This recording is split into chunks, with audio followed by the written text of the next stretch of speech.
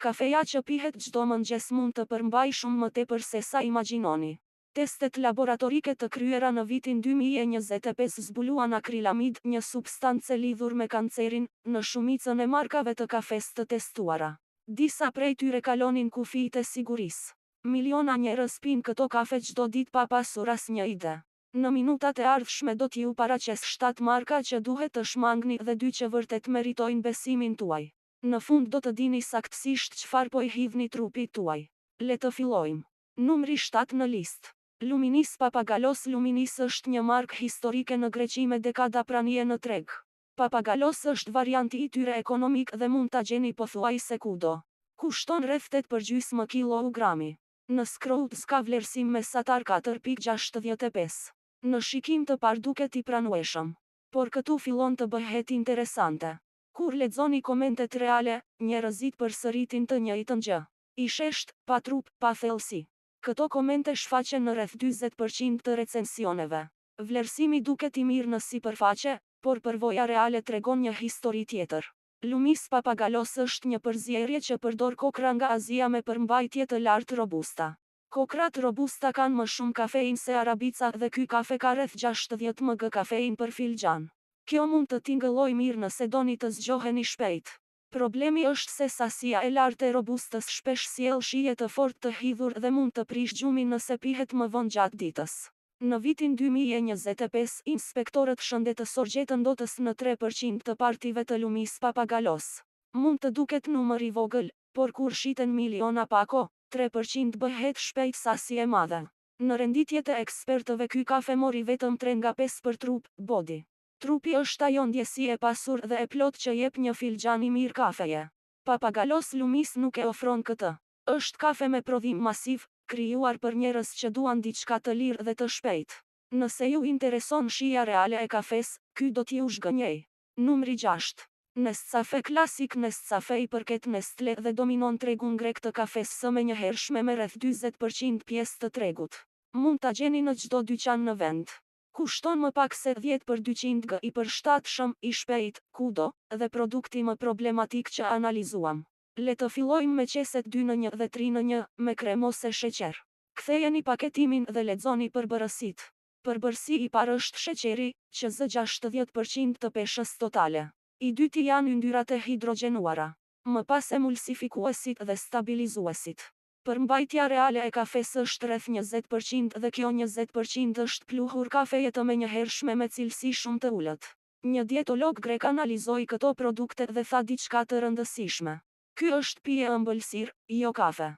Një qese përmban 10 g sheqer, tashmë më shumë se sasia ditore e rekomanduar për diabetikët. Konsumatorët grek pinë miliona qese Nescafe në vit. Në 2025, Sekretariati i Përgjithshëm për Mbrojtjen e Konsumatorit raportoi rritje të fortë të ankesave për produktet Nescafe. 15% demonstrave të testuara kishin akrilamid mbi kufirin e sigurisë, duke arritur 500 gkg, kufiri i BS është 400 gkg. Problemi me falsifikimet është edhe më i madh. Në Scroots dhe platforma të tjera, rreth 20% e transaksioneve Nescafe ishin produkte false. Këto falsifikime përmbanin soj të pjekur me sasi minimale kafeje reale. Njerëzit paguanin 10 duke menduar se kishin bërë pazar të mirë, por merrnin soj. Në Scroots, Nescafe ka vlerësim mesatar 3.8 nga 5 bazuar në mbi 500 komente. Përshkrimi më i shpesht në komentet negative është shije si ujë me sheqer. 30% e konsumatorëve në forume greke raportuan probleme gastrike pas konsumit të rregullt.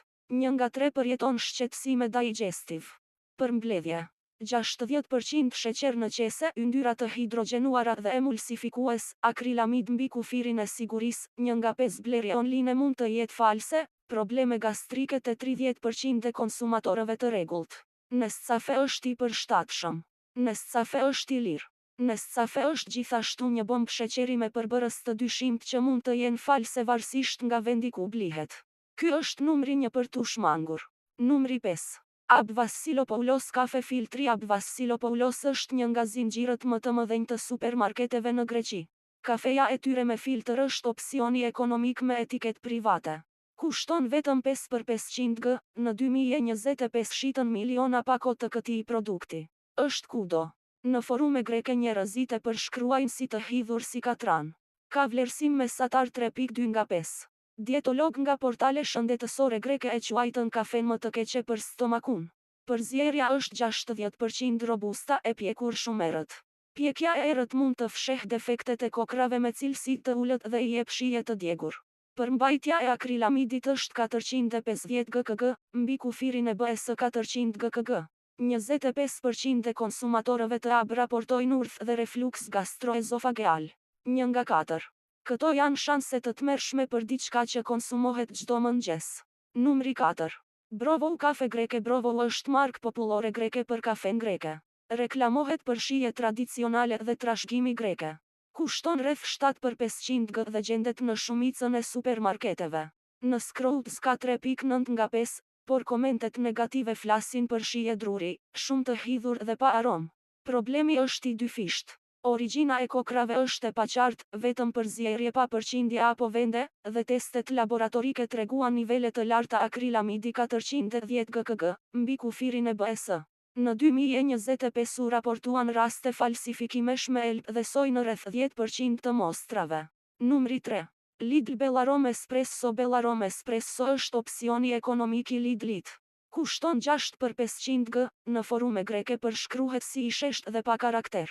Ka 3.8 nga 5 në Scrolls, por 40% e komenteve përdorin fjalët i shesht dhe pa karakter.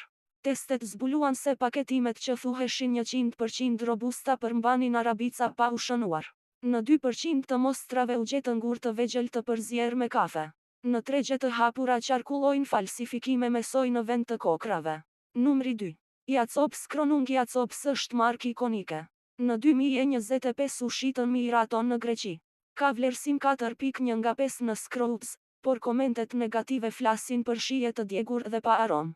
Në nëntor 2025 mediat greke raportuan falsifikime me soj dhe rënjëcikorje në rreth 10% të mostrave nga dyqane me çmime të ulta. Versioni origjinal është 70% robusta dhe shkakton refluks të rreth 20% e konsumatorëve të rregullt. Tani lajmet e mira. Pas të gjitha këtyre problemeve, 2 marka dolën mirë në testet e njëjta dhe meritojnë vëmendjen tuaj. Marka e parë e rekomanduar. Lavazza Qualità Oro. Lavazza është kompani familjare italiane e themeluar në 1895 në Torino. Qualità Oro është produkti i tyre kryesor me 100% kokra të zgjedhura me kujdes. Në testet të pavarura mori 1.8 nga 5, në sistemin gjerman numrat më të ulët janë më të mirë, pra shkëlqyes. Ka shije me nota florale, ëmbëlsi delikate dhe tekstur të butë. Aciditet i ulët, pa hithësi, pa shije të djegur, vetëm kafe e pastër me fund kremoze. Në Scrolls ka 4.8 nga 5. Përbërësit. 100% arabica, pa aditiv. Gjendet në Sklavenitis AB Masoutis, Carefour. Kushton rreth 16/500 g, marka e dytë e rekomanduar. Illy Classico. Illy përdor kokra cilësore arabica me pak robusta për trup. Mori 1.9 nga 5 në të njëjtin sistem testimi. Shije me nota çokolate, undertone arash dhe fund të butë. Në Scrolls ka 4.7 nga 5. Çmimi rreth 14/250 g, më ekonomik për gram se lavazza me cilësi të ngjashme. 7 rregulla për zgjedhjen e kafes së mirë. Kontrolloni përbërësit. Nëse i pari është sheqer ose yndyre hidrogenuar, lëreni më njanë. Kërkoni përqindje. Etiketa duhet të tregoj saktësisht sa arabica dhe sa robusta ka. Verifikoni origjinën. Shmangni përzierje ndërkombëtare pa vende të specifikuara. Gjeni datën e pjekjes, jo vetëm skadencën. Vlerësoni paketimin.